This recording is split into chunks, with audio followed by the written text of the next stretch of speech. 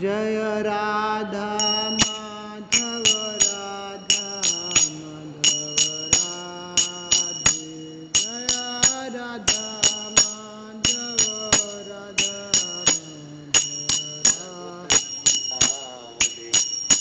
जय राधा गोविंद राधा गोविंद राधे जय राधा गोविंद राधा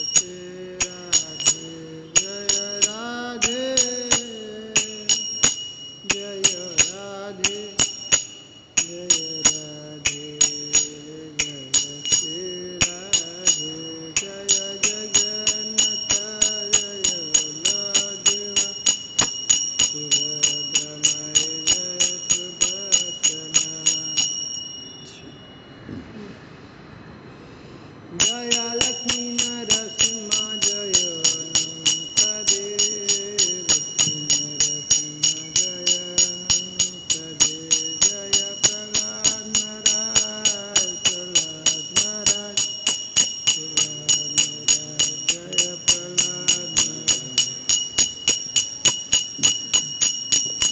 जय निताय चैतन्य जय गौर हरि निताय चैतन्य जय गौर जय जय प्रभुपाद प्रभुपाद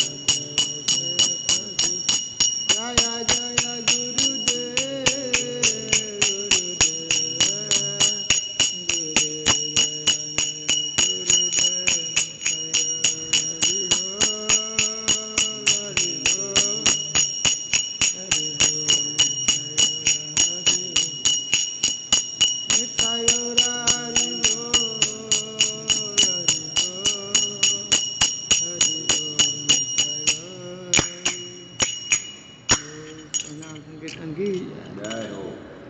श्री जगन्नाथ बलदेव सुभद्रा रानी की जय, श्री लक्ष्मी नरसिंह देव भगवान की जय, श्री श्री निताय चैतन्य की जय, श्री प्रभुपाद की जय, श्री गुरुदेव की जय, अनंत कोटि वैष्णव गौर प्रणाम।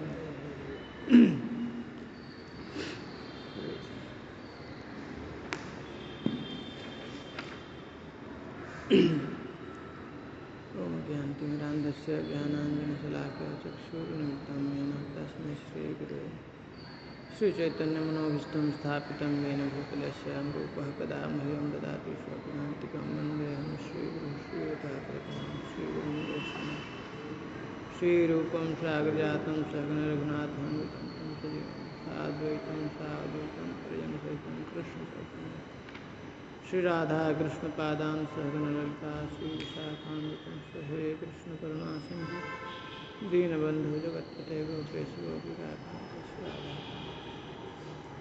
तप्तकाञ्चन गौराङ्गी राधे वृन्दावनेश्वरी शुभांगी देवी प्रणमामि हरिप्रियवाञ्छाकल्पतरुश्च कृपा सिन्धुभ्येव च पतितानां पावनेभ्यो वैष्णवेभ्यो जय श्रीकृष्ण चैतन्य प्रभु नित्यानन्द श्री अद्वैत गदाधर श्रीवासादि गौर हरे कृष्ण कृष्ण कृष्ण हरे हरे हरे राम राम राम राम हरे हरे कृष्ण कृष्ण कृष्ण हरे हरे राम राम राम हरे हरे कृष्ण कृष्ण हरे हरे हरे राम राम करोति वाचालं पङ्गुं लङ्घयते गिरिं यत्कृपातमहं वन्दे श्रीगुरुं चारणं परमानन्दमाधवं श्रीचैतन्येश्वरं हरिः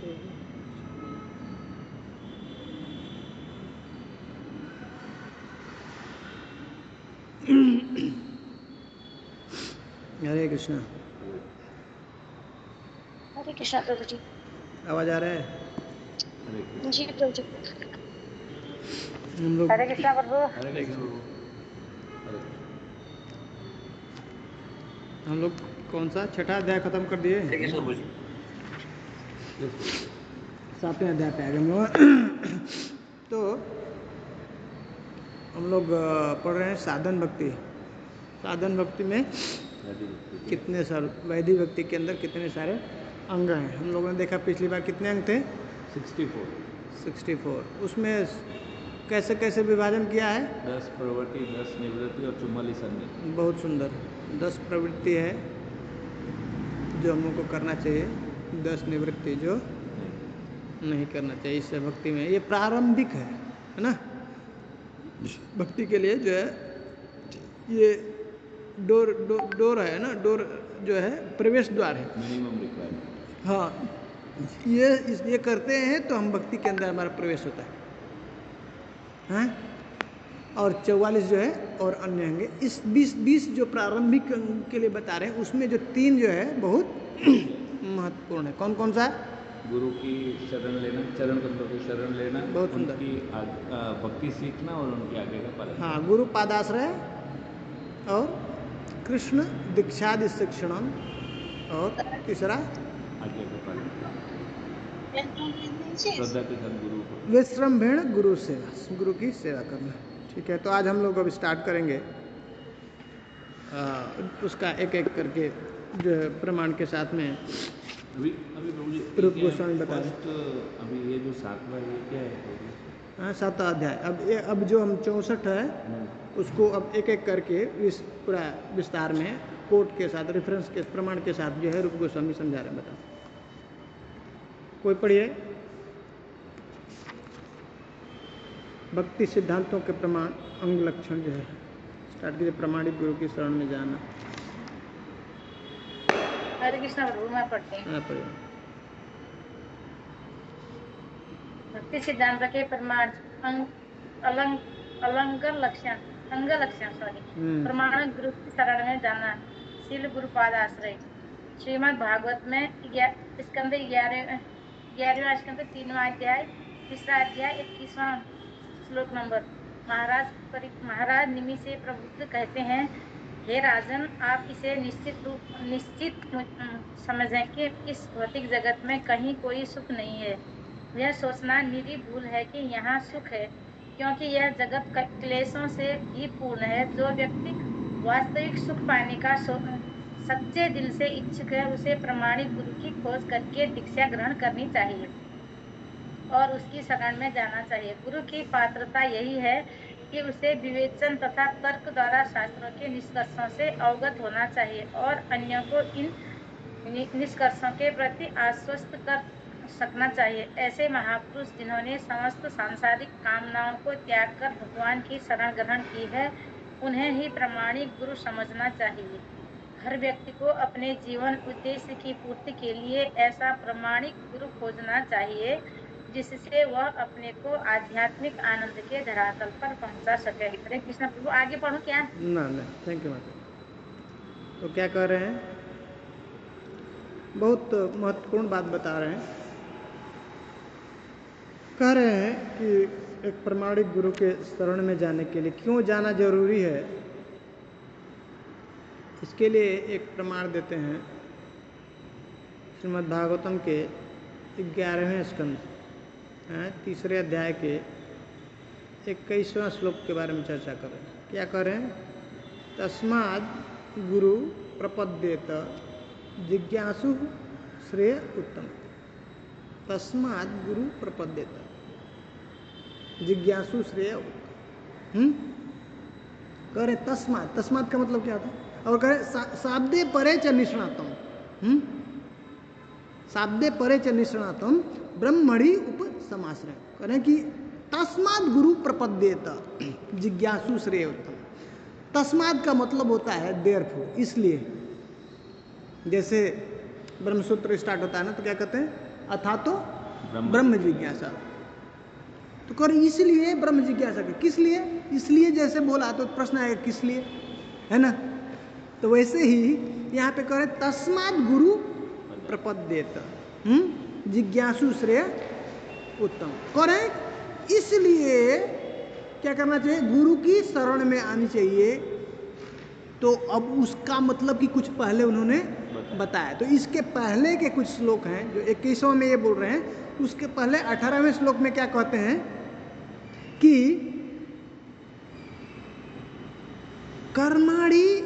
कर्माणि आरंभमाणानां दुख हत्यै सुखाय च पश्येत पाक विपर्यासम मिथुनी चारिणाम गणाम। क्या कह रहे हैं कि ये कौन कह रहा है?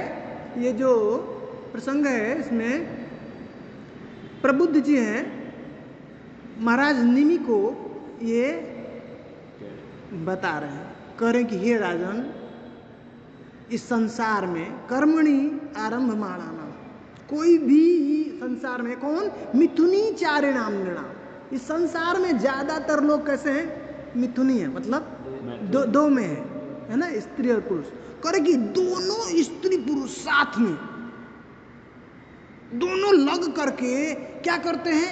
कोई भी कार्य का आरंभ करते हैं तो उसका लक्ष्य क्या है? दुख हत्यै और सुखाय। दुख की हत्या, दुख का निवारण करना, कैसे दुख कम हो और सुख की प्राप्ति हो। दो ही काम बस, जो भी कार्य कर रहा है दोनों मिल करके पूरा जोर लगा करके पति पत्नी हैं क्या करते हैं? कोई भी कार्य आरंभ करते हैं उसका कारण क्या है? दुख। हाँ, दुख हत्या, दुख का नाश और सुख की प्राप्ति। लेकिन क्या कहते हैं? पश्येत विपर्यास। कह रहे हैं कि पाक विपर्यास, पश्येत पाक विपर्यास। लेकिन होता क्या है? रिजल्ट उल्टा है। दुख खत्म नहीं होता, सुख की प्राप्ति तो होती नहीं है और दुख खत्म नहीं होता। बदले में होता क्या है? उतना दुख बढ़ने लगता है। सेम यही प्रश्न विदुर जी जाकर के मैत्रेय ऋषि से करते हैं। जब मिलते हैं तो कहते हैं क्या है? कहते हैं कि सुखाय कर्माणि करोति लोको। सब संसार में जो लोग हैं जो कार्य करते हैं सुख के लिए करते हैं। सुखाय कर्माणि करोति लोको करें नतई सुखम, कहें उसको नतई सुखम वान, नतई सुखम वान उपा, वान्य उपाद उदा, वान्य उदा परम वा। कुछ गलत हो गया इसमें। सुखाय कर्माणि करोति लोको नतई सुखम वान, वान यहाँ पे कुछ मिस्टेक, 352। एक मिनट में चेक करता हूँ क्या। हाँ, सुखाय कर्माणि करोति लोको नतई सुखम वान्यद उपारमम वा विंदेत भूयस ततएव दुखम है यदत्र युक्तम भगवान वदन्ना। करे कि सुखाय कर्माणि करोति लोको, लोक में संसार में जो लोग कार्य किस लिए करते हैं? सुख की कामना के लिए है। नतई सुखम वान्यद उपारमम वा। लेकिन उनको सुख की प्राप्ति होती नहीं, न ही दुख कम होता है, न सुख प्राप्त होता है और दुख खत्म नहीं होता है। तो कहते हैं क्या? और बदले में क्या होता है? विंदेत भूयः ततएव दुखम। बाबा दुख का व्यापार बदले में उल्टे शुरू हो जाता है।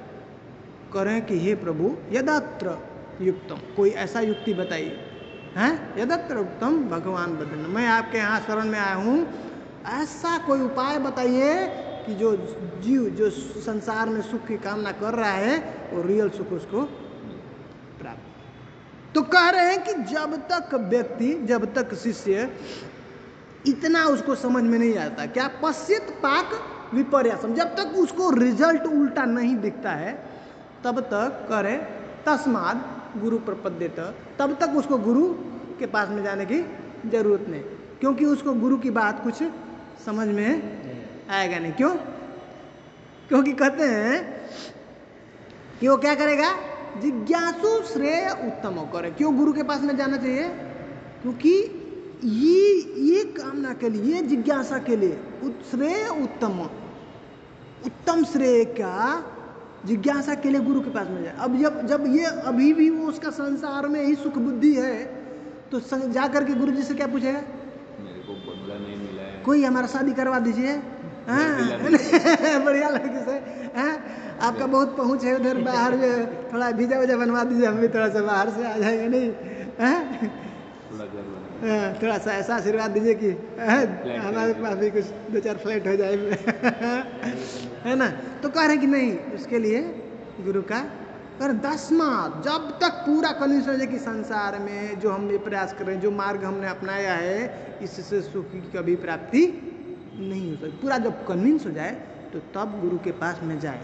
तभी जाके गुरु से तब पूछेगा कि इससे निकलने का उपाय क्या, सुख कैसे जो चाहिए कैसे प्राप्त होगा। इतना मैं तो जन्म लगा दिया प्रयास की, इतना लोग जो है परेशान है लेकिन सुख मिला नहीं, तो इसका मतलब कुछ रास्ता गड़बड़ हो गया, कोई दूसरा रास्ता होगा, हमको दूसरा रास्ता पूछना पड़ेगा। तब जा करके गुरु के पास में जाके शरण में आना चाहिए, उसका शरण में आना। मतलब उसको पहले समझना है कि पहले ये समझना है, पहला फर्स्ट क्वालिफिकेशन गुरु के पास में जाने का, वो समझ में आता है। हाँ, वो समझ में आता है, सिखाएंगे, कृष्ण सिखाते हैं, भागवत में बता रहे हैं। ये वैसे ही समझ में आता है जैसे स्वप्न में तो पैसा बहुत हो गया, मैं बहुत मालिक हो गया, और सुबह उठा तो भाई कोई काम का नहीं हो, पैसा जितना था है तो सिखाना नहीं पड़ता, उसको पता चल गया सपना था है। वैसे ही ये भी सिखाते हैं, कृष्ण समझ में आ जाता है उसको। सपने में देखा देते हैं, हाँ, गुरु के पास जाते हैं। हाँ, तो उसको बता देते हैं कि संसार में सुख नहीं है, और जब तक ये नहीं बुद्धि होती है तब तक गुरु के पास में जाने का कोई फायदा नहीं होता। उसको वो समझ नहीं सकता, उसकी बुद्धि पकड़ नहीं सकती। जब ये पूरा उसको समझ में आ गया, हाँ भाई संसार क्या है, ये कह रहे हैं, उसमें बताया ना, पढ़ा है उसमें, पढ़ रहे हैं ना, कह रहे प्रभु जी कि ये राजन निश्चित रूप से ये समझ लो कि भौतिक जगत में कोई सुख नहीं है, सुख है नहीं। अगर किसी ने ऐसा सोच लिया तो ये बहुत भारी भूल है उसकी। इस संसार में सुख दुख से भरा है, भगवान कह रहे। तो ये दुख की निवृत्ति हमेशा के लिए कैसे हो और परम सुख कैसे प्राप्त हो, उसके लिए गुरु के पास में जाना चाहिए, गुरु के शरण में जाना चाहिए। ठीक है, तस्मात् गुरु प्रपद्येत जिज्ञासु श्रेय उत्तम, श्रेयस प्रेयस नहीं, तत्क्षण भौतिक सुख के लिए नहीं जाना चाहिए, किसके लिए, आध्यात्मिक जो है लाभ के लिए, सुख के लिए गुरु के पास में जाना चाहिए। उत्तम, तम मतलब ये भौतिक गुण, और तम से ऊपर उत्तम श्रेय के जिज्ञासा के लिए जाना चाहिए, उनके गुरु के पास में ऐसा प्रश्न करना चाहिए। ठीक है, शाब्दे, अब गुरु ये शिष्य का इसमें बताया, लक्षण बताया। अब गुरु का, शिष्य का समझ में आ गया, गुरु शिष्य वैसा होना चाहिए। अब करे शाब्दे परे च निष्णातम, और क्या है, शब्द ब्रह्म, जो श्रुति है उसको शब्द कहते हैं, जो शास्त्र है वेद है उसको क्या कहते हैं, शब्द। और शाब्दे परे च निष्णात, और पर ब्रह्म भगवान में क्या हो रहा है, निष्णात होना चाहिए, एक्सपर्ट होना चाहिए गुरु। हाँ, गुरु को शास्त्र का पूरा उसको हाँ ज्ञान होना चाहिए। और ज्ञान ही नहीं, उसको शास्त्र में तो निपुण होना ही चाहिए, और ब्रह्म में ही निष्णात होना चाहिए, ब्रह्म में भी उसका अनुभव होना चाहिए। ब्रह्म भगवान का उसका अनुभव नहीं है तो क्या करेगा, शिष्य के मन में कुछ अगर जो प्रश्न आ गए, डाउट आ गया, संशय आ गया, तो उसको दूर नहीं कर सकता है। ठीक है ना, तो करे कि ये शाब्दे परे च निष्णातम, उसमें पूरा निष्णात होना चाहिए, एक्सपर्ट होना चाहिए शास्त्र में, गुरु का जो है उसको, और ब्रह्म में। हाँ, और करे ब्रह्मणि उपसमाश्रम, और इसका क्या लक्षण क्या है कि जिसने ऐसे शास्त्र में एक्सपर्ट है, गुरु का शरण ले चुका है, क्या है लक्षण, क्या है, ब्रह्मणि उपसमाश्रम, वो अब संसार में किसी प्रकार का उसको कोई आसक्ति नहीं रह गया, गुरु को किसी प्रकार का उसको कोई, अब उसमें संसार की कोई भौतिक विषय से अब कोई इसका उसका कोई कनेक्शन नहीं रह गया, अब उसको अट्रैक्ट नहीं करता है। ऐसा जो जब तक भगवान का सुख नहीं प्राप्त हुआ हो, जिसको व्यक्ति को भगवान का अनुभव नहीं है, वो पक्का है क्या करेगा, संसार में आसक्त रहेगा। ये संसार के विषय सुख उसको अट्रैक्ट करेगी, खींचेगी।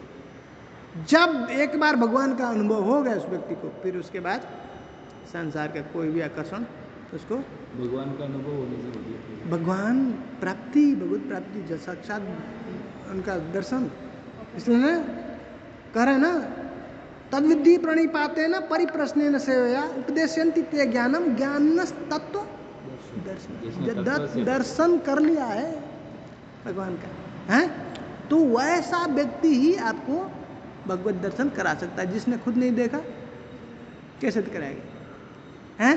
तो करे कि ये उसका पहचान है, गुरु का पहचान, जो जिसने भगवान का पूरी तरह से आश्रय खुद भी लिया है, वही हमको आश्रय दिलाएगा, है ना, समझ में आ रहा, और उसका ये पहचान। तो अब उपसम आश्रम का मतलब क्या है, उपसम मतलब अब सम हो गया है, अब किसी प्रकार की उसकी इंद्रियां उसको अब डिस्टर्ब नहीं करती हैं, बाहर के संसार की कोई भौतिक चीज़ें उसको परेशान नहीं करती। कैसा, उतना ही नहीं, अब अगला इसमें बताएंगे जो हम लोग पढ़ेंगे, जो अभी जो प्रभुपाद जी बता रहे हैं, इसलिए किसी व्यक्ति को मूर्ख गुरु नहीं के आश्रम में नहीं जाना चाहिए, ये पहचान बता रहे हैं। कोई भी किसी को पकड़ लिया गुरु बना लिया नहीं होगा, गुरु मतलब वो भगवान का पूर्ण भगवान पे डिपेंड गुरु होना चाहिए, पूरी तरह से खुद वो आश्रय लिया है गुरु का, भगवान का, और शास्त्र का ज्ञान, ठीक है उसको, और वो कन्विंस कर सकता है जिसने भगवान का दर्शन किया।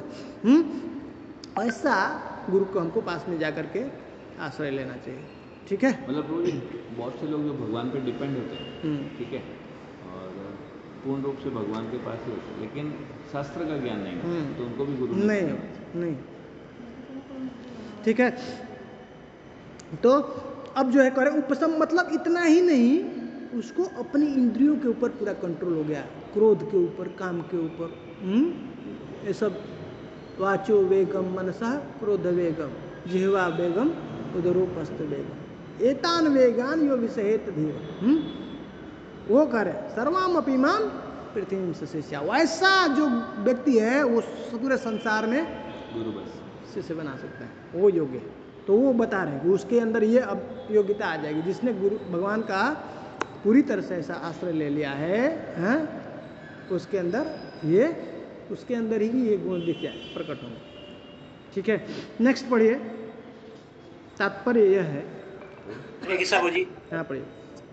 प्रभु जी सवाल था, बेगर तत्व जाने वो कभी भी पूरा 100% डिपेंड हो सकता है गुरु पे? नहीं नहीं, क्या बोल रहे हैं? जैसे प्रभु जी का क्वेश्चन था कि पूरा भगवान पे समर्पित है, हाँ लेकिन शास्त्र का ज्ञान नहीं है। हाँ, शास्त्र ज्ञान तत्व का उसको ज्ञान नहीं है पूर्ण रूप से। बेगर तत्व का ज्ञान हुए कोई 100% नहीं समर्पण हो सकता है, नहीं नहीं बोल सकते हैं? नहीं। समर्पित ही नहीं हुआ इन फर्स्ट प्लेस में, मतलब। इसलिए सब पढ़ना जरूरी है, जानना जरूरी है साथ। ठीक है, नेक्स्ट पढ़िए। तात्पर्य यह है, हरे कृष्णा प्रभु जी।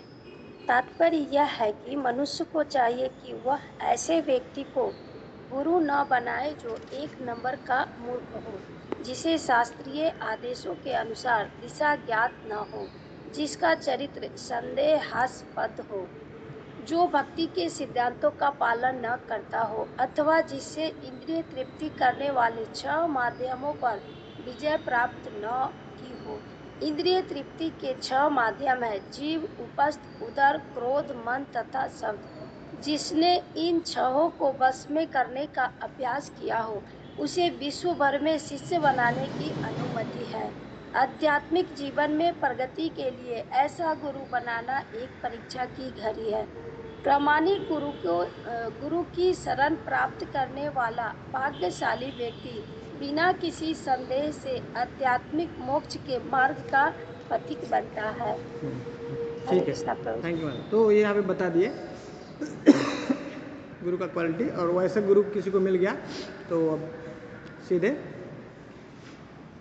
भगवान के जो है रास्ते में वो आ चुका है, और सही से अगर पालन करता है तो भगवत प्राप्ति उसको जरूर हो जाएगी। दूसरा आगे पढ़िए, ये हम लोग पिछले अभी डिस्कस कर लिए, जहाँ पे बता रहे हैं ना, ये नेक्टर ऑफ इंस्ट्रक्शन में हम लोगों ने पढ़ा ना, वाचो वेगम मनसा, उसका बताया कि ऐसे। नेक्स्ट पढ़िए। वो फॉलो करना चाहिए ना ऐसे। ये वाचो वेगम मनसा क्रोध वेगम को फॉलो करना चाहिए। फॉलो नहीं होता है, वो ऑटोमेटिक कंट्रोल आता है ना, उसके अंदर आता है। ऐसे नहीं आता, नहीं है ऐसे, कोई नहीं कर सकता ऐसे। वो भक्ति करेगा ऐसे तो जैसे बोलते हैं ना बाहर, हम सिखाएंगे कैसे आपको क्रोध के ऊपर कंट्रोल करो, मन को कंट्रोल करो, वैसे नहीं हो सकता है। जब तक भक्ति में नहीं आया ना, जब तक उसको भगवान से संपर्क नहीं है, तब तक ये सब कंट्रोल नहीं होता। क्योंकि इंद्रियों के स्वामी कौन है? भगवान है ना, ऋषिकेश। तो वो उनके आश्रय के बिना, उनके कांटेक्ट के बिना ये सब कंट्रोल नहीं होता। ठीक है, तो उसका सिम्टम बता रहे हैं। ठीक है, गुरु से दीक्षा लेना और उससे उपदेश प्राप्त करना। आगे हाँ पढ़िए, प्रभु जी। पढ़िए मत। गुरु से दीक्षा लेना और उससे उपदेश प्राप्त करना श्री कृष्ण की दीक्षा।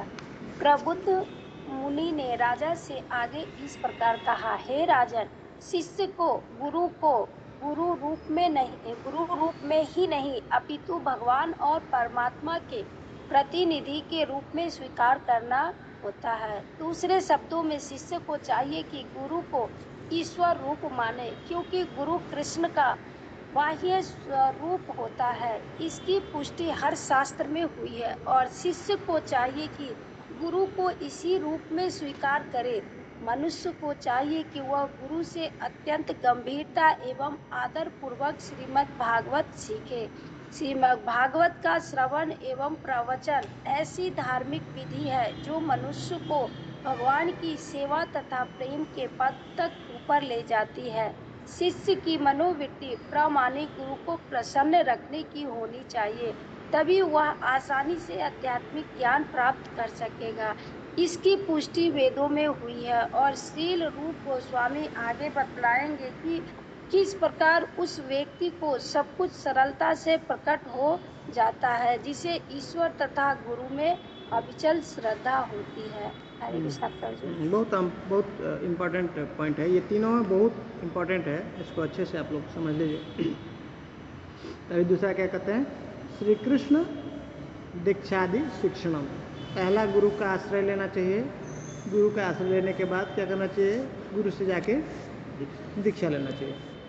तो दीक्षा लेने से पहले जो आश्रय है, आश्रय में ही कह रहे हैं कि आपको जो भी छानबीन करना है, जो रिसर्च करना है वो आप कर लीजिए। जैसे किसी आपको कोई इंजीनियरिंग का पढ़ाई करना है, मेडिकल की पढ़ाई करना है, तो पहले ही आप जाकर के इंस्टीट्यूट के बारे में पूछ चेक कर लीजिए, ये गवर्नमेंट से रिकॉग्नाइज है कि नहीं, एफिलेटेड है कि नहीं, इसका टीचर सब लोग कैसा है, अच्छा है, इसका बच्चा जो निकलता है पास होता है तो उसको नौकरी मिलता है नहीं है, सर्टिफिकेट वैलिड है कि नहीं, है ना।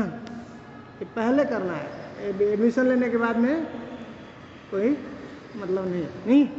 तो वही कर रहे हैं, प्रबुद्ध मुनि बता रहे हैं, राजा नीनि से कह रहे हैं, राजन तत्र पहला आश्रय लिया, उसके बाद क्या करो, तत्र भागवतान धर्मान, जाकर के भागवत धर्म शिक्षेत गुरु आत्मदैवत, जाकर के उससे शिक्षा लो।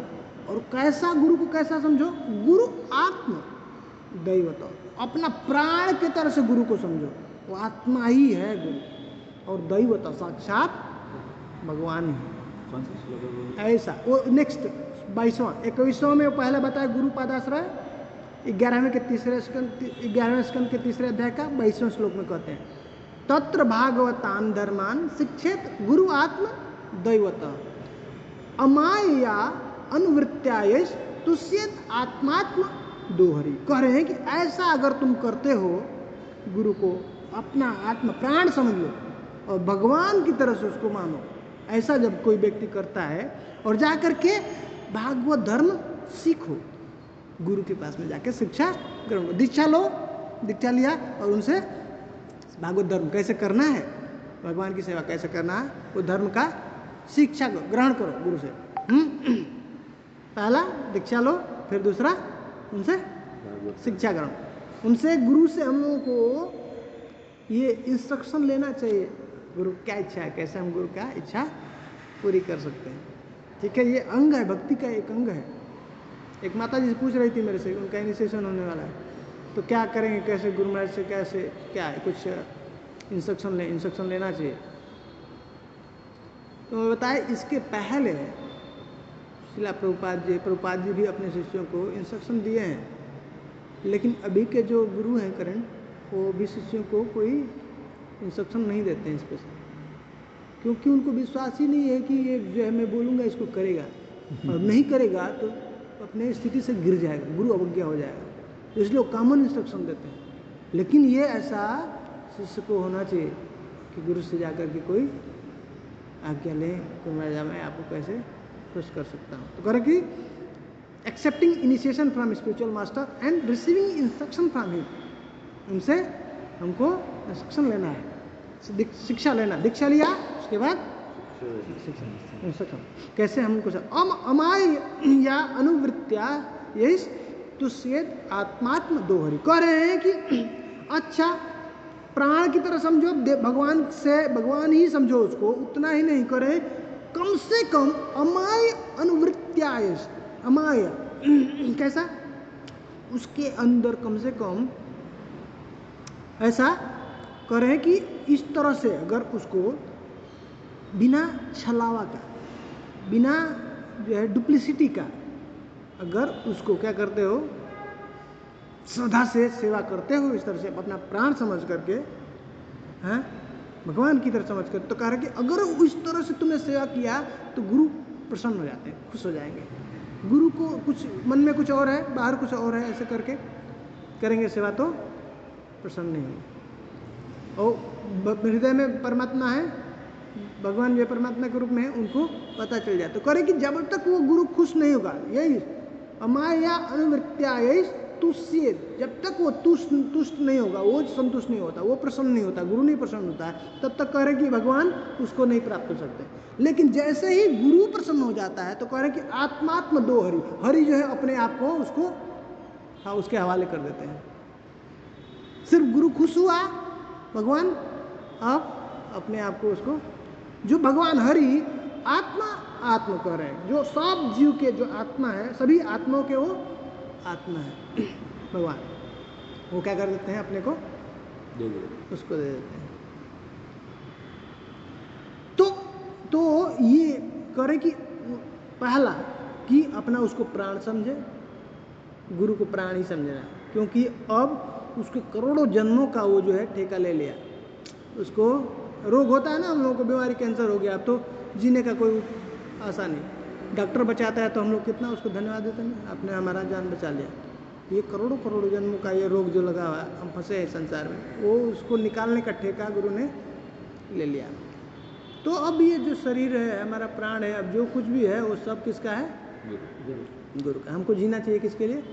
इस तरह से बिना भेद बुद्धि के ऐसा जब हम सेवा करते हैं गुरु का, तब भगवान बहुत प्रसन्न होते हैं। और तब जब देखते हैं कि गुरु प्रसन्न हो गया इसकी सेवा से, शिष्य की सेवा से, तो भगवान अपने को दे देते हैं। और उतना ही नहीं कहते हैं, क्या करें? ऐसा जो शिष्य है करे कि यस्य देवे पराभक्ति यथा देवे तथा गुरु, ऐसा जो शिष्य है जिसका गुरु में ऐसा यस्य देवे पराभक्ति, जिस तरह से उसको देव भगवान में जैसे उसकी भक्ति है, श्रद्धा है, वैसा ही गुरु के अंदर भी श्रद्धा।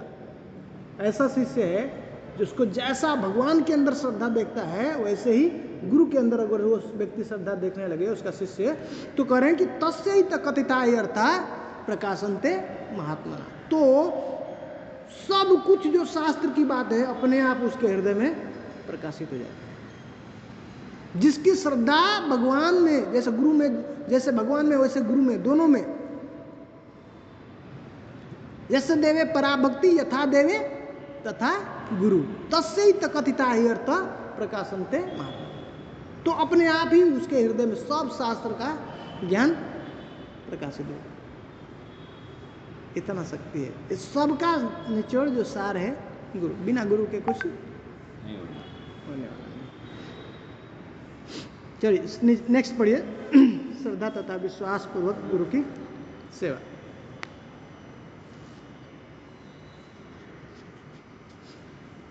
गुरु से दीक्षा लेने के विषय में श्रीमद् भागवतम में 11वां स्कंद 17वां अध्याय 27वां श्लोक भगवान श्री कृष्ण का कथन है, हे उद्धव, गुरु की मेरी प्रतिनिधि ही नहीं अपितु साक्षात मेरा स्वरूप ही मानना चाहिए। उसे कभी भी सामान्य पुरुष नहीं मानना चाहिए, न ही सामान्य पुरुष की भांति उसे द्वेष रखना चाहिए। गुरु को सदैव भगवान के प्रतिनिधि के रूप में देखना चाहिए और उसकी सेवा करने से सारे देवताओं की सेवा हो जाती है। बहुत सुंदर, देखिए कितना अच्छा बात बता रहे हैं। अलग से हमको देवताओं को पूजा करने की जरूरत नहीं। तो क्या किया, अब हमने दीक्षा ले लिया। दीक्षा लेने के बाद हमने बता दिया कि ऐसा विश्वास होना चाहिए जैसा भगवान में है वैसा गुरु में। इस तरह से भगवान कह रहे हैं, उद्धव को बता रहे हैं, देखो गुरु मेरा प्रतिनिधि ही नहीं है। भगवान कह रहे, स्वयं कृष्ण कह रहे हैं उद्धव जी से, सिर्फ प्रतिनिधि ही नहीं है, क्या कह रहे हैं, अपुत्र साक्षात मेरा स्वरूप ही मानना चाहिए। करे आचार्यम माम विजानीय न अवमन्यत करे चित। क्या करे, आचार्यम माम विजानीय, माम मतलब मुझे ही समझो, आचार्य को मुझे ही समझो, माम विजानीय उसको जानो, मुझे ही जानो हैं। करे इसलिए न अवमन्यत करे चित।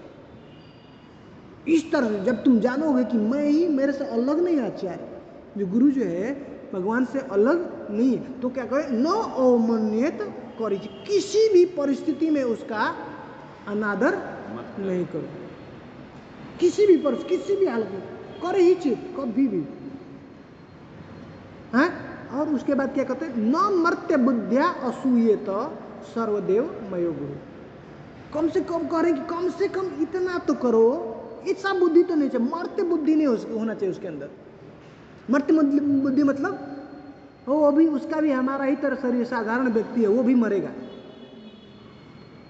उसके अंदर असूयत, और उस तरह से तुम देख करके उसके अंदर कभी, उसके अंदर असूयत, कभी भी दोष बुद्धि नहीं देखना, उसके अंदर दोष मत देख लेना। इतना करें, इतना को, क्योंकि हम लोगों का इस भौतिक जगत में हम लोग हैं, ऐसा ही बुद्धि हम जैसे संसार में देखते हैं वैसे ही बुद्धि गुरु के अंदर भी आ जाएगी। तो उससे क्या करें, सतर्क करें कि ऐसा कभी भी उसके अंदर वो आ जाता है, अरे वो भी बीमार है, उसको भी रोग होता है, वो भी ऐसा बोल रहा है, तो ऐसा बुद्धि आ सकता है, अरे ये भी तो हमारी तरह। लेकिन करे कि कभी भी, क्योंकि ये शरीर ऐसा है तो ये सब हो सकता है, लेकिन शिष्य को कभी उसके अंदर ऐसा बुद्धि नहीं होना चाहिए, कभी भी। कम से कम करें कि ये तो उसको, हाँ, उसके अंदर होना चाहिए। कभी भी गुरु के अंदर मर्त्य बुद्धि नहीं सोचे, असूयता, और इस तरह से उसको इससे न करे, उसके अंदर कोई दोष न देखे गुरु के अंदर। क्यों करें, सर्वदेव मयो गुरु, उसके अंदर सब देवता निवास करते हैं। हाँ, सर्वदेव मयो गुरु, गुरु के अंदर सब देवता है, कहीं इसलिए और किसी को पूछने का जरूरत नहीं हो, सभी देवताओं का रिप्रेजेंटेटिव गुरु है। ठीक है, हाँ, नेक्स्ट पढ़िए। साधु पुरुषों के पद चिन्हों का अनुसरण स्कंद पुराण में सलाह दी गई है कि भक्त को चाहिए कि वह पूर्व आचार्यों तथा साधु पुरुषों का अनुगमन करें, क्योंकि इस तरह से उसे वांछित फल की प्राप्ति हो सकती है और सो करने या अपनी उन्नति के लिए घबराने की गुंजाइश नहीं रह जाती। ब्रह्मयामल शास्त्र में कहा गया है कि यदि कोई व्यक्ति शास्त्रों के आदेशों का पालन के बिना महान भक्त बनना चाहता है तो उसे अपने कार्यों से भक्ति में प्रगति करने में भी कभी सहायता नहीं मिलेगी, उल्टे वह भक्ति के निष्ठावान साधकों के मार्ग में विघ्न खड़ा करेगा। जो लोग शास्त्रों के सिद्धांतों का दृढ़ता से पालन नहीं करते वे सामान्यतया सहजिया कहलाते हैं। ऐसे लोग जिन्होंने हर बात को सहज सस्ता समझ रखा है, जिनके अपने मन गणन मनोरथ हैं और जो शास्त्रों के आदेश नहीं मानते, ऐसे लोग भक्ति में मात्र बाधक बनते हैं। हरे कृष्ण। क्या करें, अब जो है कह रहे हैं कि साधु वर्तमान वर्तन, जो जैसा साधु, जो आचार्य, जो पूर्ववर्ती आचार्य हैं, जैसा उन्होंने बताया है, जैसा उन्होंने सिखाया है, जैसे उस मार्ग पे वो चले हैं, उनके मार्ग काम को क्या करना, अनुसरण करना, पालन करना। साधु वर्तमान अनुवर्तन, है ना, अनु मतलब उनका अनुसरण, हाँ, अनुसरण करना, उनके पीछे पीछे चलना। समृग्य श्रेयसा हेतु पंथा संताप वर्जित अन्वाप्त श्रमम पूर्वे ये न संत प्रतस्थित। कह रहे हैं कि देखो, अनवाप्त श्रमम, बिना श्रम के, बिना बहुत श्रम के, ये पूर्व में ये सब आचार्य हैं जो संत प्रतस्थित है, ये इसको सब जो पिछले पूर्व जो आचार्य हैं इन्होंने इस रास्ते पे चला, ऐसा पंथा, ये जो रास्ता वो पकड़ा, उसके द्वारा क्या हुआ, उसको बिना श्रम के, बिना बहुत मुश्किल के ही क्या हुआ, उसको सिद्धि प्राप्त हो गई। अगर आपसे पूछा जाए कि भाई आप मान लीजिए अनजान जगह पहुंच गए हैं, किसी से पूछते हैं कि भाई वहाँ पे जाने के लिए रास्ता कैसे है, कौन से जाए, तो व्यक्ति को कहता है देखो एक रास्ता है, इधर से सब लोग गए हैं, जाते आते रहते हैं, हम भी जाते हैं, आते रहते हैं, लेकिन एक और रास्ता है पर मैं नहीं जानता हूँ, मैं कभी नहीं गया हूँ, उससे भी आप जा सकते। कौन सा वाला आप ट्राई करेंगे? यो भाई जी विश्वास है जो समझ आ रहे हैं ना, अरे जिसको याद वही खुद ही नहीं कंफर्म है, बता रहे और भी है, सुना हूँ पर मैं नहीं गया हूँ, हैं? तो देख रहे हैं आचार्य पहले इस रास्ते पे गए, भगवत प्राप्ति हुई, भगवान मिले, और आज भी लोग जा रहे हैं और आ रहे हैं, अभी भी है ना आचार्य। तो करे बहुत आसान हो गया ना रास्ता, जो बताया, जो चल रहे, तो उसमें विश्वास है कि हाँ नहीं ये सेफ है, रास्ता ये पहुंचा देगा हमको, तो करें कि बहुत आसानी से बिना बहुत श्रम के हमको भगवत प्राप्ति हो जाए। कैसे? अगर जो शास्त्र में बताया जैसा जो पूर्ववर्ती आचार्य जिसने पालन किया, हाँ, जो बताया उनके मार्ग का अनुसरण करते हैं तो बहुत आसानी से हम अपने लक्ष्य को प्राप्त कर रहे हैं। लेकिन कह रहे हैं कि अब ब्रह्म यमल जो शास्त्र से प्रमाण देते करें, श्रुति स्मृति पुराण आदि पंचरात्र विधि बिना ऐकांतिकी हरेर भक्ति उत्पाताय केवल। कह रहे कि उत्पाताय केवल, कह रहे कि उत्पात ही होगा। कैसे? यदि श्रुति स्मृति और पुराण आदि करें, अगर श्रुति में जैसा बताता है, स्मृति में, पुराण में ऐसा जैसा बताया है शास्त्र में, पंचरात्र जैसे हमने पढ़ा ना, नारद पंचरात्र है, हाँ, ऐसे शीर्ष पंचरात्र है, ऐसे शास्त्र है, इनका विधि बिना, उनकी विधि जैसा बताया उनको हम नहीं पालन करते हैं, समझ रहे हैं? एकांतिकी हर भक्ति, ऐसा लगता है कि बहुत जो है भक्ति कर रहा है, एकांतिक भक्ति कर रहा है, तो कह रहे हैं कि उत्पात केवल वो उत्पात ही होगा, उसको कुछ मिलने वाला नहीं। संसार में सिर्फ वो उत्पात करेगा। अगर ये गुरु आचार्य का पालन नहीं करता है, शास्त्र में विश्वास नहीं है, शास्त्र का अपने मन गढ़ंत जो है नया विधि बना दिया, ठीक है, तो कह रहे हैं कि ये उससे कभी भी भगवत प्राप्ति नहीं, बल्कि होगा क्या, उस समाज में उत्पात ही होगा। इसके पहले हम लोग एक बार देखे थे जिसमें बताया भी है, क्योंकि तर्क अप्रतिष्ठा श्रुतयो विभिन्ना नैको मुनिर्यस्य वचः प्रमाणम धर्मस्य तत्त्वं निहितं गुहाय महाजनो येन गतः सपंथा। बहुत सारे जो पंथ है, रास्ता है, कह रहे कि मनुष्य कौन से मार्ग पे चले जिससे आसानी से उसको भगवत भक्ति प्राप्त हो सकती है, तो कह रहे कि सबसे सरल साधन यही है, क्योंकि महाजनों ये न गतः सपंथा। जिस रास्ते से जो महाजन चले हैं, भगवान के जो श्रेष्ठ भक्त हैं वो गए हैं, उसमें कोई कंफ्यूजन नहीं। हाँ, उस रास्ते पे चलेंगे तो हमको भगवत प्राप्ति निश्चित रूप से प्राप्त हो जाएगी। और कह रहे हैं इनके बारे में बताया,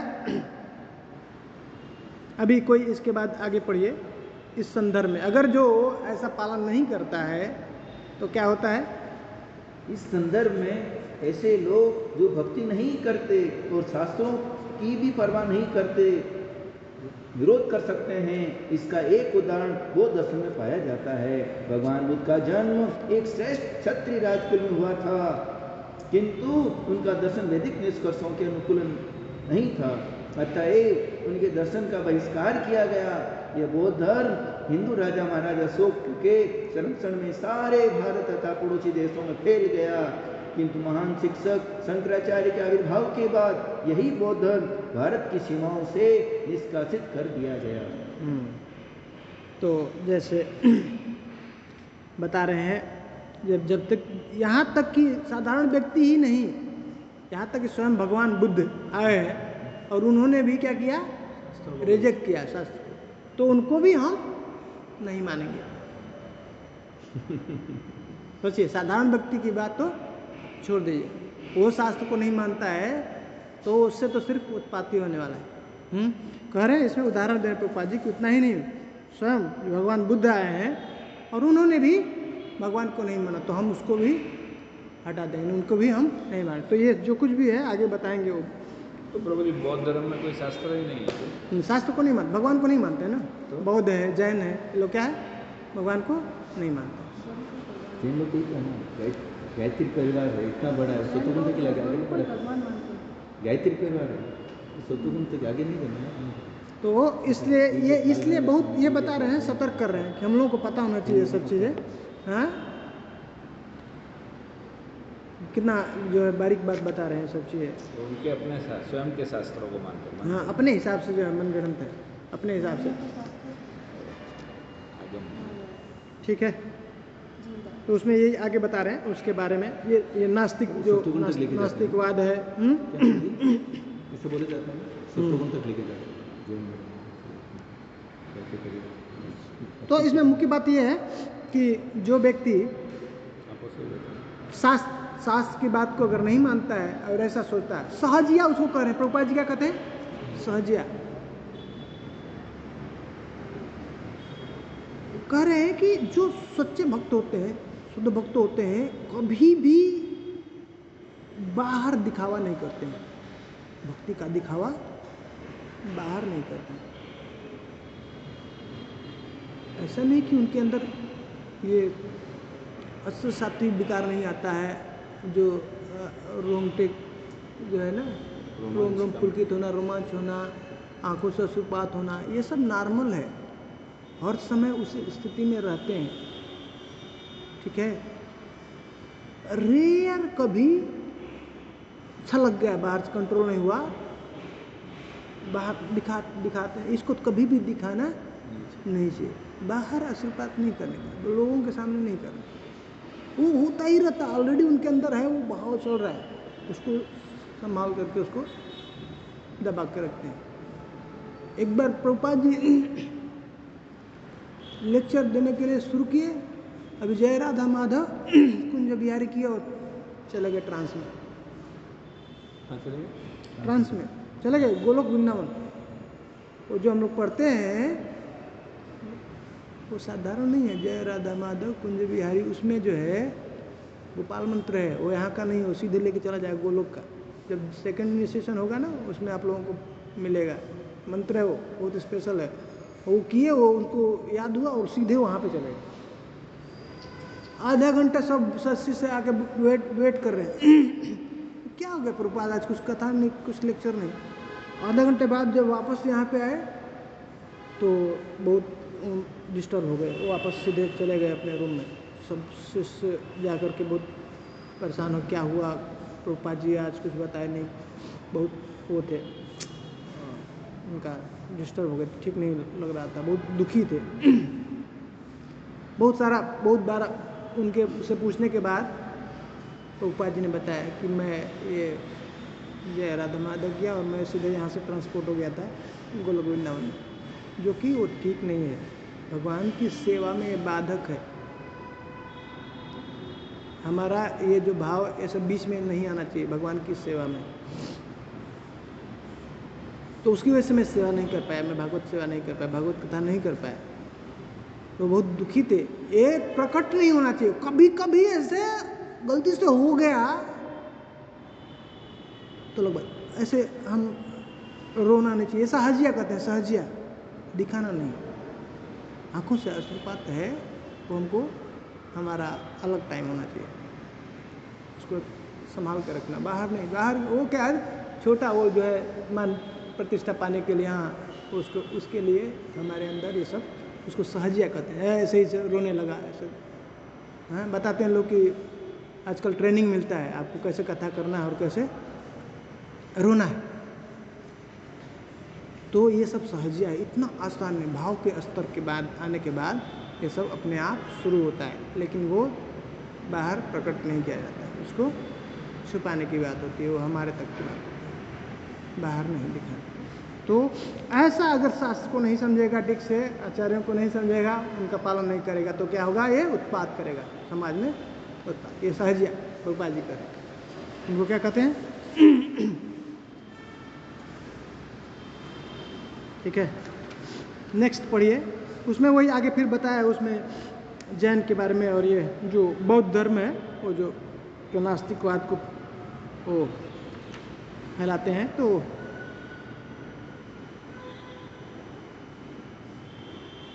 उसको उनका स्पेशल एक मकसद था भगवान बुद्ध को यहाँ पे हटाने के लिए, वो स्पेशल जो है वो आए थे और उन्होंने ऐसा अभिषेक किया, लेकिन हम उसको उस तरह से फिर हम मानते नहीं, उनको भी नहीं मानते हैं। अब नेक्स्ट जो है ये बताया हुआ ना, तो भगवान बुद्ध का अवतार नास्तिक जनों को गुमराह। हाँ, वो ज़्यादातर जब बहुत समाज में वो शास्त्र का दिखा करके, वेद को दिखा करके और बहुत जीव का ऐसा हत्या कर रहे थे, तो उसको रोकने के लिए स्पेशल उनका पर्पज था, इसके लिए आए थे। ठीक है, नेक्स्ट पढ़िए, शाश्वत धार्मिक सिद्धांत के विषय में जिज्ञासा।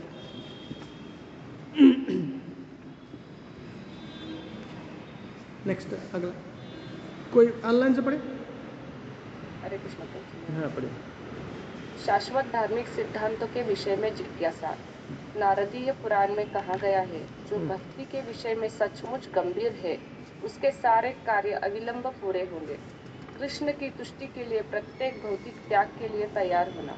पद्म पुराण में उल्लेख है, जिस व्यक्ति ने अपने भौतिक इंद्रिय भोग त्याग दिए हैं और भक्ति के सिद्धांतों को स्वीकार कर लिया है, उसे विष्णु लोक का ऐश्वर्य प्राप्त होगा। हाँ ठीक है, मतलब एक मिनट रुक जाइए। तो दो बातें यहाँ पे बताया। सद्धर्म परीक्षा, अब गुरु का आश्रय लिया, गुरु से दीक्षा ले लिया, शिक्षा ग्रहण करना सीखना, गुरु के चरण में बैठ करके, हैं कैसे कैसे हमको भगवान की सेवा करना वो सीखना हम लोगों को। ऐसा नहीं दीक्षा हो गया तो बस है बाबा अब हमारा काम हो गया, नहीं। वो क्या है, इंग्लिश में क्या बोलते हैं, इनिशिएशन।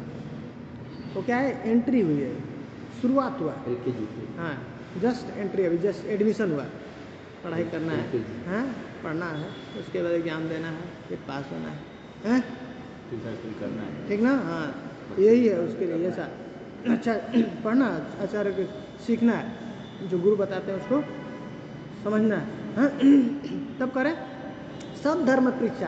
कैसे कैसे जा करके उनसे पूछना सब धर्म के बारे में, कैसे कैसे हम आचरण करें, कैसे कैसे कैसे हम भक्ति में और आगे तेजी से बढ़ेंगे, गुरु के पास में जा करके ऐसे प्रश्न करना। और कह रहे हैं कि ऐसा अगर कोई व्यक्ति है जिसके अंदर ऐसा श्रद्धा है, ऐसा जिज्ञासा जाके करता है, गुरु से पूछता है, बार बार समझने का सीखने का उसके अंदर अच्छा उत्सुकता है, आतुरता है, तो करें अचिराद एव सर्वार्थम सिद्ध्यत्य एसाम अभिप्सित। करेंगे कि अचिराद मतलब बहुत जल्दी सब प्रकार की उसको जो भी इच्छाएं, अभिप्सितम क्या है, सब प्रकार की उसकी अभिलाषा है वो प्राप्त हो जाएगी। सर्वार्थ सिद्धत्य एसाम अभिप्सितम, सब प्रकार का जो भी उसका इच्छा है सब पूरा करे। सद्धर्म कैसा, सद्धर्म से अवबोधाय ऐसा निर्बंधिनी मति। ऐसी व्यक्ति की ऐसी जो मति है, ऐसे सद्धर्म अवबोधाय, ये जो ऐसे जो भगवत भक्ति कैसे करें, उसको कैसे पालन करें, उसके बारे में जानने के लिए जिस ऐसा इसकी जो मति लगी हुई है समझने के लिए, ऐसा व्यक्ति को कहते हैं नारद पुराण में कि अचिराद बहुत जल्दी उसको सब प्रकार की सिद्धि प्राप्त हो। ठीक है। नेक्स्ट कृष्णार्थे भोगादि त्याग, पद्म पुराण से बता रहे, हरिम उद्देश्य भोगानि काले त्यक्त वतस्तव विष्णुलोक स्थिता संपत आलोला सा प्रतीक्षित है। करे कि हरिम उद्देश्य भोगानि, हरि के उद्देश्य के लिए, भगवान की कृष्णार्थ, कृष्ण की प्रसन्नता के लिए अगर कोई व्यक्ति क्या करता है, भोग का त्याग कर देता है, तो ऐसा व्यक्ति को कहते हैं कि विष्णु लोक स्थिता संपद, विष्णु लोक में जितने भी जो अनंत संपदा है उसका इंतजार कर रही है। हाँ, जो इस भौतिक जगत में भगवान कृष्ण के लिए क्या करता है, भौतिक चीजें त्यागता है, सब भोग त्याग दिया, तो उसके लिए जो अनंत संपदा जो विष्णु लोक में है, क्या करें हैं पद्म पुराण में, कि वो उसकी प्रतीक्षा करे, इंतजार कर रहा है। ठीक है। नेक्स्ट पढ़िए, तीर्थ स्थान में निवास। पर भक्त को तो ये भी नहीं चाहिए ना वो। हाँ नहीं चाहिए, पर ये बता रहे हैं कि ऐसा करने से वो ऐसा होता है, वो ऑटोमेटिक होता है। भक्त नहीं चाहिए, भक्त को नहीं चाहिए। वो वहाँ जाके भी वो एक्सेप्ट नहीं करता, क्या कौन नहीं करेगा। दो चीज़ें हैं, प्रभुपाद जी से कहते हैं, ये बहुत इंपॉर्टेंट बात है, उसको समझने वाला। प्रभुपाद जी एक बार आ रहे थे, तो उनको भक्त गए थे लेने के लिए, जैसे BMW कुछ क्या है, बहुत बड़ा गाड़ी था। तो कोई आया, पूछा उनसे कि आप तो साधु महात्मा हैं, आपको इसमें नहीं चलना चाहिए इसके अंदर। तो बोले एक्चुअली BMW ठीक नहीं है। कैसा, एक्चुअली गोल्ड और जो है ना हीरा का ऐसा गाड़ी बंद करके हमको आना चाहिए, ऐसे लेकर के आने के लिए। क्योंकि जो भगवान के भक्त हैं और भगवान है, वो उसके नीचे के गाड़ी में चलते नहीं। वो विमान है जो आता है लेने के लिए, विष्णु जो आते हैं लेने के लिए, वो कैसा होता है, हाँ हाँ, हीरे जवाहरात से जो जड़े हुए होते हैं, वो सोने का विमान होता है, उसमें ध्रुव महाराज बैठ के क्या भगवत धाम गए, हो जाते हैं। तो वहाँ पे इससे नीचे कोई चलता नहीं है। तो क्या बताए प्रभुपाद जी कि मुख्य बात क्या है, पर भक्त इच्छा नहीं करता, कह रहे कि मुझे BMW भेजो या चाहे बैलगाड़ी भेजो या पैदल, मैं बस में भी आ जाऊँगा, पैदल भी आ जाऊँगा। तो एक कोई आना, कोई एक इच्छा करता है, नहीं तुम एक जो भक्त है बोला है भाई मुझे एयरपोर्ट पे जब तक BMW नहीं भेजोगे मैं नहीं आऊँगा। समझ में आ रही, ये क्या हो गया, इच्छा हो गया उसका, ये गलत है, ये गलत है, ये डिमांड, उसका इच्छा भाई भगवान की इच्छा है, वो भेजे BMW से तो उससे भी चलेंगे। आज बोले भाई चल तो ट्रेन में मेट्रो से बैठ के चलना है, तो मेट्रो क्या है, भगवान का सेवा है, समझ में आया। ये गुरु महाराज का भी एग्जाम्पल दिया था, कोई मंदिर के ओपनिंग में गुरु महाराज गए तो बहुत बढ़िया गाड़ी था, तो उनका सेवा था, तो रिटर्न में किसी की एम्बेसडर छोटी सी गाड़ी थी, उसमें गुरु महाराज आराम से बैठ भी नहीं सकते, फिर भी उनको सेवा तो चलेगा उसी में। ठीक है, नेक्स्ट पढ़िए, तीर्थ स्थान में निवास पढ़िए। तीर्थ स्थान में निवास। हाँ। स्कंद पुराण में यह भी कहा गया है कि जो व्यक्ति द्वारका में 6 मास, 1 मास या 1 पखवाड़ा भी रह लेता है, वह वैकुंठ लोगों को जाता है और उसे सारूप्य मुक्ति, नारायण के चतुर्भुज स्वरूप को प्राप्त करने का अवसर का लाभ मिलता है।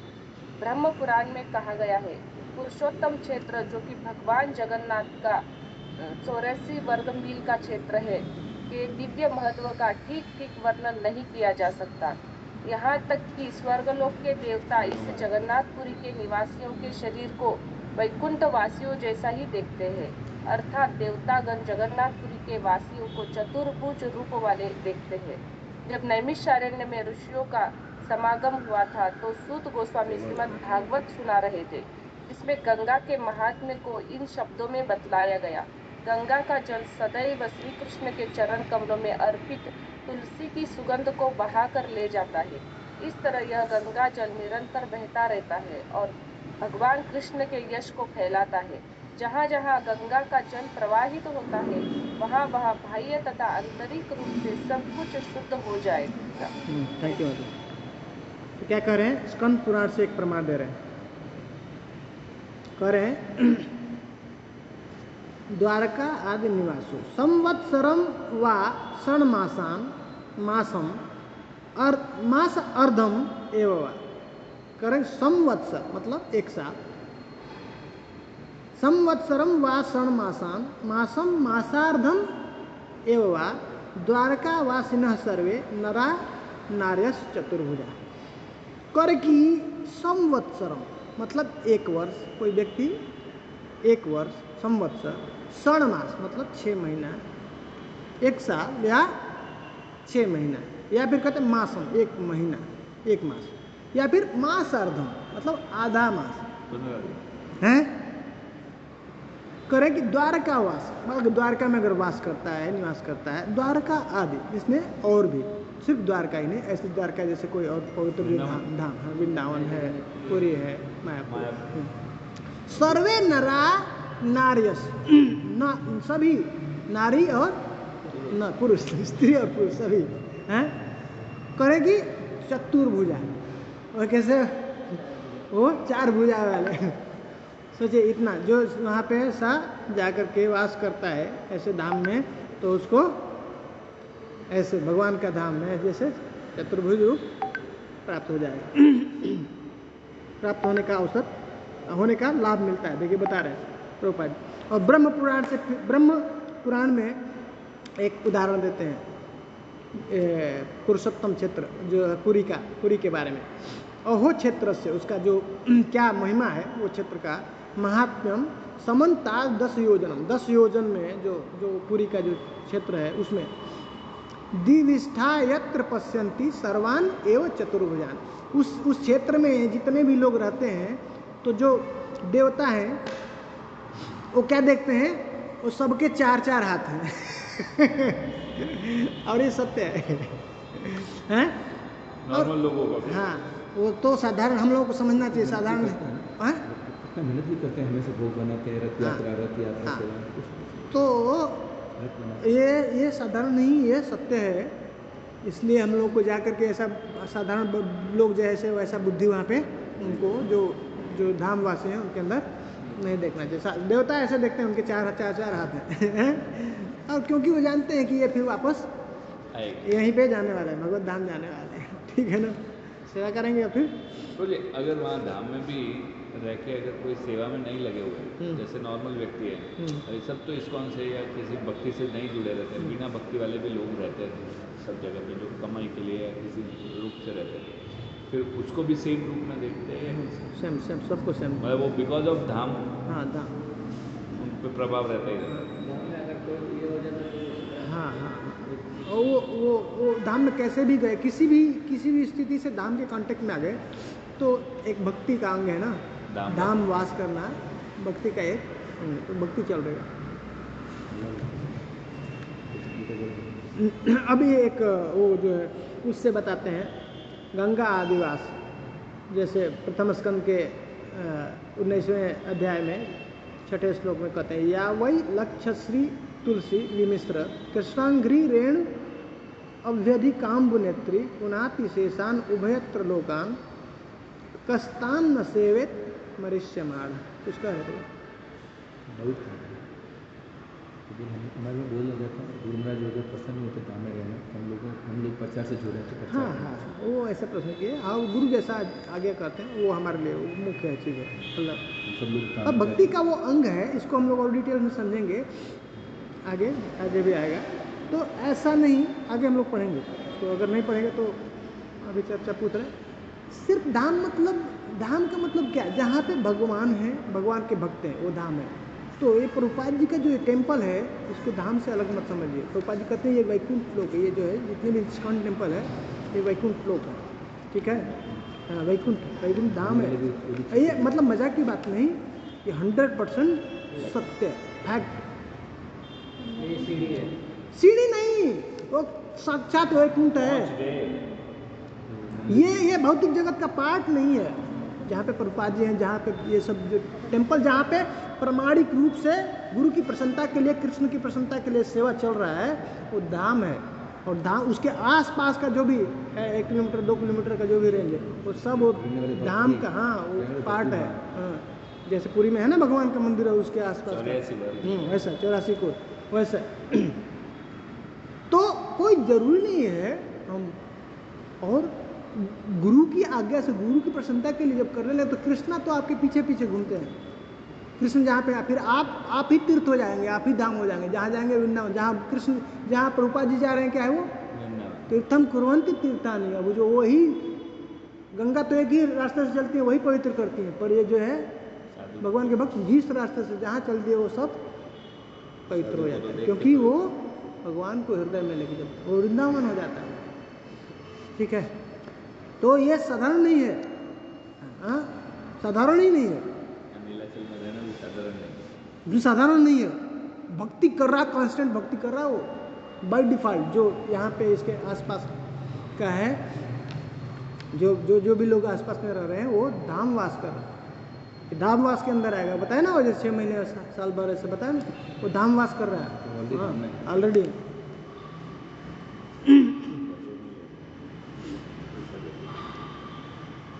अब हाँ, इसमें वो बताया है कि जैसे गंगा महारानी का वो जो है बताते हैं कि जैसे गंगा माता क्या है, वो भगवान के चरणों से जो रज है वो निकली हुई है भगवान के चरणों से, और भगवान के चरणों में तुलसी है, उसको लेके चलती हैं, मिश्रित हैं, लस्सी तुलसी मिश्र, भगवान के जो रेणु उसको लेके जाती हैं। तो इस तरह से इस संसार के लोग और जो देवता, सब देवता लोग, सब जो को क्या करती हैं, वो पवित्र करती है, पावन करती है। तो कौन ऐसा व्यक्ति होगा जो मरने वाला है, मरणासन पे कह रहे हैं कि कस्तान न सेवेत मरीष्यमाण, जो अभी मरने वाला है, कौन सा ऐसा व्यक्ति है जो उनकी सेवा नहीं करेगा।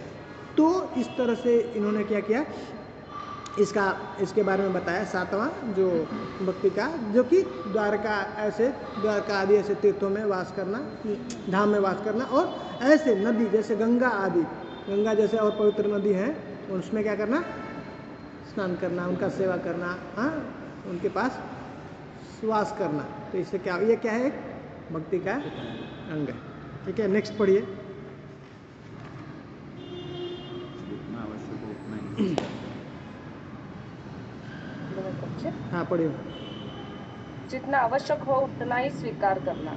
नारदीय पुराण में निर्देश है कि यदि कोई भक्त गंभीरता पूर्वक भक्ति करना चाहता है तो उसे आवश्यकता से अधिक कुछ भी ग्रहण नहीं करना चाहिए। तात्पर्य यह है कि न तो भक्ति के नियमों की उपेक्षा की जाए, न भक्ति के उन आदेशों को स्वीकार किया जाए जिन्हें सरलता से संपन्न न किया जा सके। उदाहरणार्थ यह कहा जा सकता है कि नित्य हरे कृष्ण मंत्र का माला पर कम से कम 1,00,000 बार जप किया जाए, किंतु यदि यह संभव न हो तो अपनी सामर्थ्य के अनुसार जाप में कमी कर लेनी चाहिए। सामान्यतया हम अपने शिष्यों को प्रतिदिन कम से कम 16 माला का जप करने की संस्तुति करते हैं और इसे पूरा करना चाहिए, किंतु यदि 16 माला का भी जप नहीं कर पाता तो उसे चाहिए कि इसे अगले दिन पूरा कर ले। उसे इस व्रत का पालन अवश्य करना चाहिए। यदि वह दृढ़ता से इसका पालन नहीं करता तो वह अवश्य ही प्रमाद का दोषी होगा। भगवान की सेवा में यह अपराध है। यदि हम अपराधों को बढ़ावा देंगे तो फिर भक्ति में प्रगति नहीं कर पाएंगे। अच्छा होगा यदि अपनी सामर्थ्य के अनुसार अपने नियम को स्थिर कर लिया जाए और निश्चित रूप से इस व्रत का पालन हो। इससे आध्यात्मिक जीवन अग्रसर होगा। तो क्या करें कि जितना जरूरी हो उतना ही नियम स्वीकार करें, उतना ही संसार से मतलब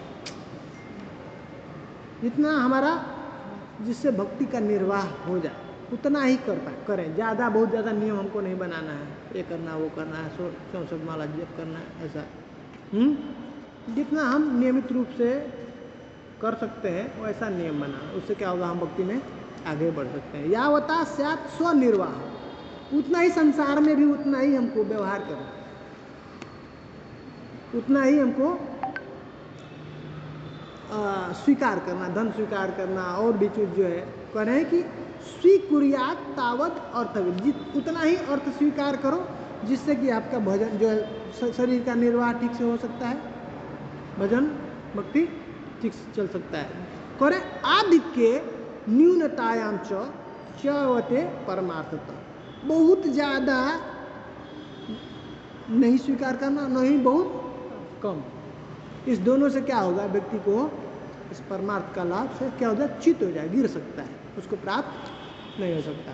हाँ, बंधन का कारण है, बहुत ज़्यादा हो गया तो उसमें ही हमारा समझ आएगा, और कम ही है तो भी भजन में मुश्किल हो जाएगा। सुविधा नहीं है भोजन पानी का, भजन कैसे होगा, चिंता उसका उधर ही मन लगा रहे हैं।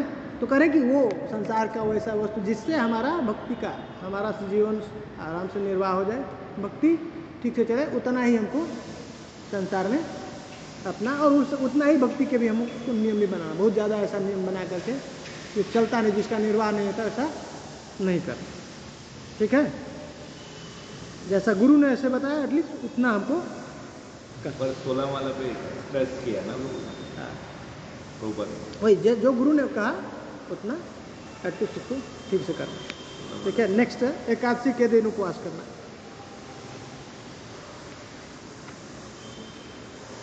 पढ़िए।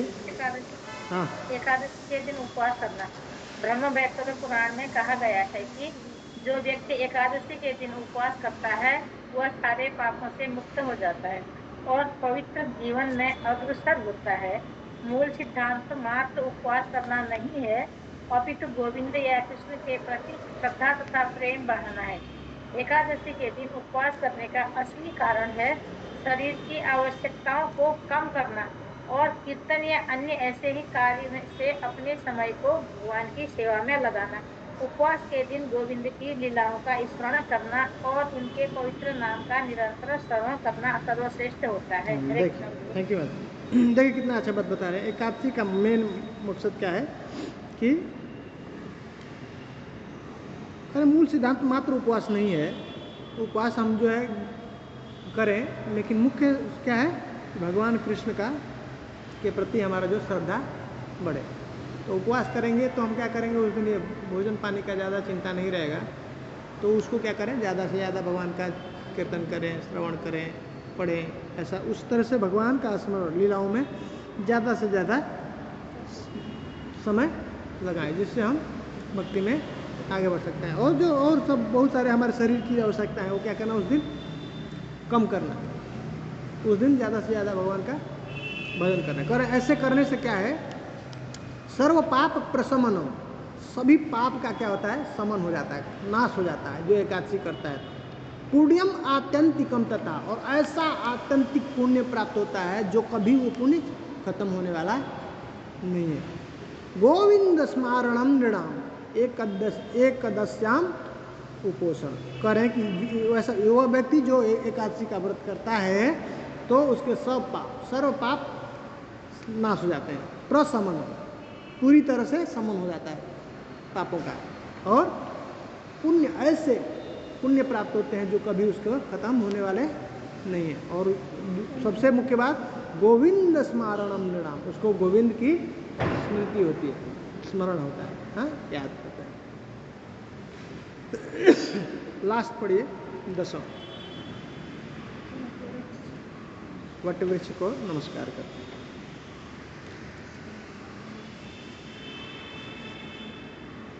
पढ़िए।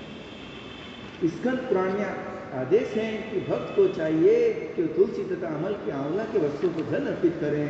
उसे चाहिए कि गायों तथा ब्राह्मणों का आदर करें और नमस्कार तथा ध्यान द्वारा विष्णुओं की सेवा करें। इन सारे कार्यों से भक्त के पुनर्जन्म के पाप कर्मों के फलों में पूर्वजन्म के पाप कर्मों के फलों में कमी आती है। कुछ जल डालना चाहिए। तो इसलिए देखिए कह रहे हैं कि वट वृक्ष आदि, ये जो है वृक्ष मतलब वो वट वृक्ष और फिर आंवला लिखा लो। हाँ, दोनों है। धात्री का मतलब आंवला होता है और अश्वत्थ का मतलब वट वृक्ष। तो धात्री अश्वत्थ आदि गौरव, स्कंद पुराण में कह रहे हैं, पीपल और हाँ बरगद। हाँ, और भी उसके साथ जोड़ रहे हैं, कह रहे हैं अश्वत्थ, तुलसी, धात्री, गो, भूमिसुर, वैष्णवा, पूजिता, प्रणता, ध्याता, छपयंती, निणाम, अघम। कह रहे हैं कि अश्वत्थ मतलब ये वट वृक्ष, तुलसी महारानी की सेवा, धात्री मतलब आंवले की, जो आंवला के वृक्ष का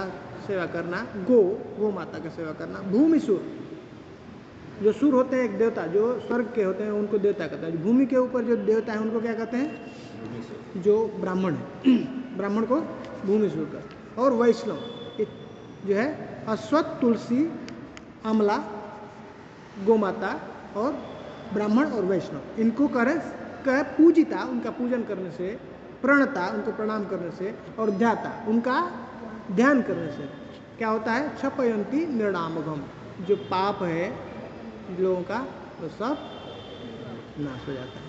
ठीक है, इस तरह से हमको उनको प्रणाम करना चाहिए, आदर करना चाहिए, ध्यान देना चाहिए। और प्रभुपाद जी की कृपा से हम लोगों को ये सब बहुत सुलभ हो रहा है, प्राप्त हो रहा है ऐसे ही। ठीक है, तो आज हम लोग यहीं पे इसको, आज हम लोग 10 जो है क्या करना चाहिए, 10 प्रवृत्ति के बारे में सीखा। अगली बार हम लोग जो है पढ़ेंगे 10 निवृत्ति और उसके आगे कंटिन्यू करेंगे 8वां अध्याय।